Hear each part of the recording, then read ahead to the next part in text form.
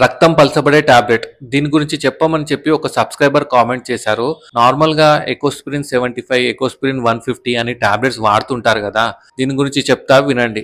ఎవరికైతే ఈ heart attack వచ్చిన వాళ్ళల్లో, లేకపోతే హార్ట్ అటాక్ వచ్చే రిస్క్ ఉన్న వాళ్ళల్లో ఈ రక్తం పలచబడే టాబ్లెట్ అనేది వాడతారన్నమాట.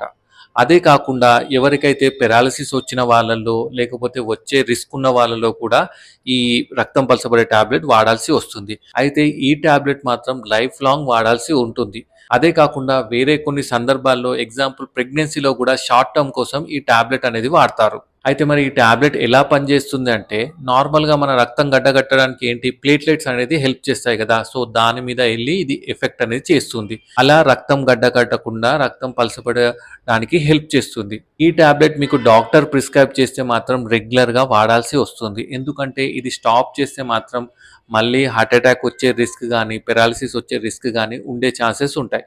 సో, ఈ టాబ్లెట్ రెగ్యులర్‌గా వాడండి.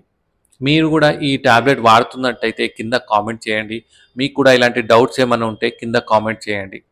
Thank you.